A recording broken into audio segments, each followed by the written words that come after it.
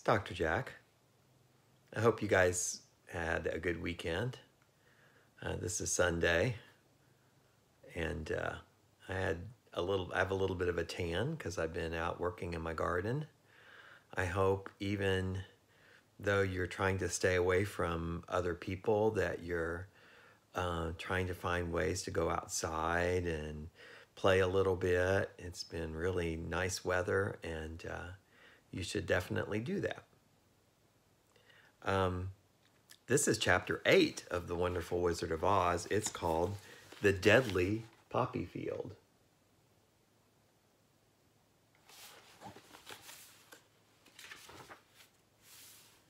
Our little party of travelers awakened next morning, refreshed and full of hope.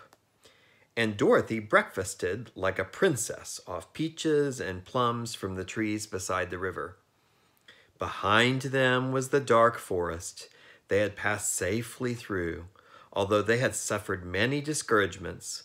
But before them was a lovely sunny country that seemed to beckon them on to the Emerald City.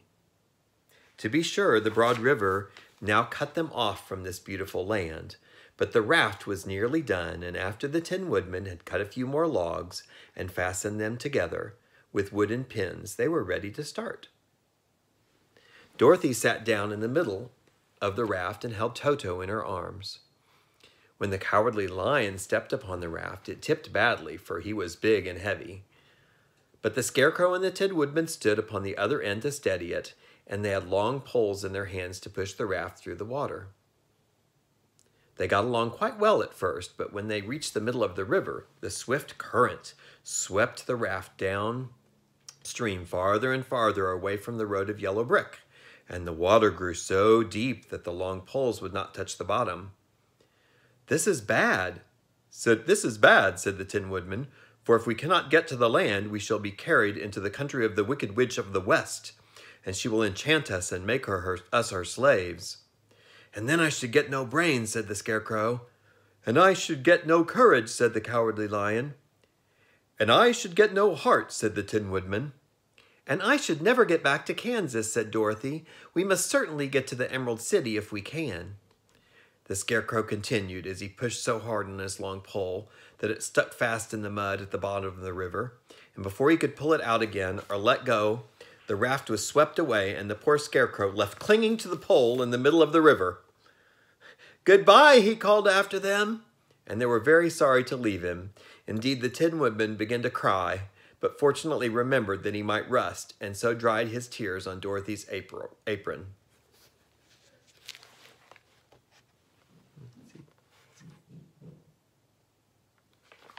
Stuck on the pole in the middle of the river. Of course, this was a bad thing for the Scarecrow. "I am worse off than when I first met Dorothy," he thought. "Then I was stuck on a pole in a cornfield, where I could make believe scare the crows at any rate. But surely there is no use for a Scarecrow stuck on a pole in the middle of the river. I'm afraid I shall never have any brains after all." Down the stream the raft floated, and the poor Scarecrow was left far behind. Then the Lion said, "Something must be done to save us. I think I can swim to the shore and pull the raft after me, if you will only hold fast to the tip of my tail." So he sprang into the water, and the Tin Woodman caught fast hold of his tail, when the Lion began to swim with all his might toward the shore. It was hard work, although he was so big, but by and by they were drawn out of the current, and then Dorothy took the Tin Woodman's long pole and helped push the raft to the land. They were all tired out when they reached the shore at last and stepped off upon the pretty green grass. And they also knew that the stream had carried them a long way past the road of yellow brick that led to the Emerald City. "What shall we do now?" asked the Tin Woodman, as the Lion lay down on the grass to let the sun dry him. "We must get back to the road in some way," said Dorothy. "The best plan will be to walk along the river bank until we come to the road again," remarked the Lion. So when they were rested, Dorothy picked up her basket, and they started along the grassy bank, back to the road from which the river had carried them. It was a lovely country, with plenty of flowers and fruit trees and sunshine to cheer them, and had they not felt so sorry for the poor Scarecrow, they would have been very happy. They walked along as fast as they could, Dorothy only stopping once to pick a beautiful flower, and after a time the Tin Woodman cried out, "Look!" They all looked at the river and saw the Scarecrow perched upon his pole in the middle of the water, looking very lonely and sad. "What can we do to save him?" asked Dorothy. The Lion and the Woodman both shook their heads, for they did not know. So they sat down upon the bank and gazed wistfully at the Scarecrow until a stork flew by, which, seeing them, stopped to rest at the water's edge. "Who are you, and where are you going?" asked the stork. "I am Dorothy," answered the girl, "and these are my friends, the Tin Woodman and the Cowardly Lion, and we were going to the Emerald City." "This isn't the road," said the stork, as she twisted her long neck and looked sharply at the queer party. "I know it," returned Dorothy, "but we have lost the Scarecrow and are wondering how to get him back again." "Where is he?" asked the stork. "Over there in the river," answered the girl. "If he wasn't so big and heavy, I would get him for you," remarked the stork. "He isn't heavy a bit," said Dorothy eagerly, "for he is stuffed with straw, and if you will bring him back to us, we shall thank you ever and ever so much." "Well, I'll try," said the stork, "but if he's too heavy to carry, I shall have to drop him in the river again." So the big bird flew into the air and over the water till she came to where the Scarecrow was perched upon his pole. Then the stork, with her great claws, grabbed the Scarecrow by the arm and carried him up into the air and back to the bank, where Dorothy and the Lion and Tin Woodman and Toto were sitting.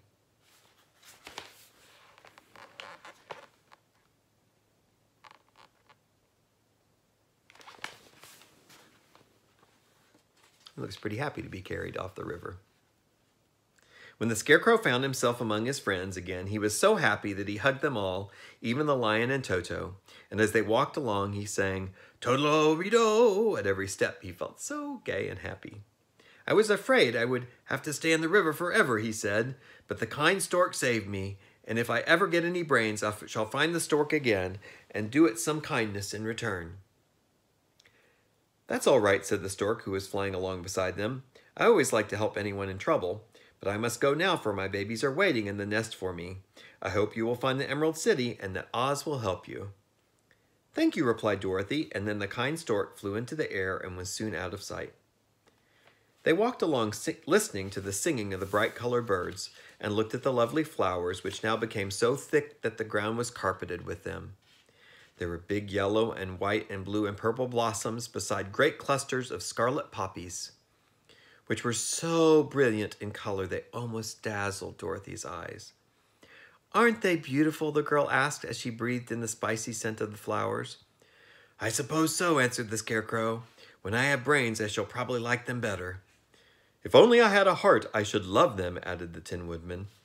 "I always did like flowers," said the Lion. "They seem so helpless and frail, but there are none in the forest so bright as these." They now came upon more and more of the big scarlet poppies, and fewer of the other flowers, and soon they found themselves in the midst of a great meadow of poppies. Now it is well known that when there are many of these flowers together, their odor is so powerful that anyone who breathes it falls asleep, and if the sleeper is not carried away from the scent of the flowers, he sleeps on and on forever. But Dorothy did not know this, nor could she get away from the bright red flowers. They were everywhere about. So presently her eyes grew heavy, and she felt she must sit down to rest and to sleep. But the Tin Woodman would not let her do this. "We must hurry and get back to the road of yellow brick before dark," he said, and the Scarecrow agreed with him. So they kept walking, and Dorothy could stand no longer. Her eyes closed in spite of herself, and she forgot where she was and fell amongst the poppies, fast asleep. "What shall we do?" said the Tin Woodman. "If we leave her here, she'll die," said the Lion. "The smell of the flowers is killing us all. I myself can scarcely keep my eyes open, and the dog is asleep already." It was true, Toto had fallen down beside his little mistress, but the Scarecrow and the Tin Woodman, not being made of flesh, were not troubled by the scent of the flowers. "Run fast," said the Scarecrow to the Lion, "and get out of this deadly flower bed as soon as you can. We will bring the little girl with us, but if you should fall asleep, you are too big to be carried." So the Lion aroused himself and bounded forward as fast as he could go. In a moment he was out of sight. "Let us make a chair with our hands and carry her," said the Scarecrow. So they picked up Toto and put the dog in Dorothy's lap, and then they made a chair with their hands for the seat and their arms for the arms, and carried the sleeping girl between them through the flowers. On and on they walked, and it seemed that the great carpet of deadly flowers that surrounded them would never end. They followed the bend of the river, and at last came upon their friend the lion, lying fast asleep amongst the poppies. The flowers had been too strong for the huge beast, and he had given up at last and fallen only a short distance from the end of the poppy bed, where the sweet grass spread in beautiful green fields before them. "We can do nothing for him," said the Tin Woodman sadly, "for he is much too heavy to lift. We must leave him here to sleep on forever, and perhaps he will dream that he has found courage at last." "I'm sorry," said the Scarecrow. "The lion was a very good comrade for one so cowardly. But let us go on." They carried the sleeping girl to a pretty spot beside the river, far enough from the poppy field to prevent her breathing any more of the poison of the flowers. And here they laid her gently on the soft grass and waited for the fresh breeze to waken her. I wonder what's going to happen to the Cowardly Lion. We'll have to find out tomorrow.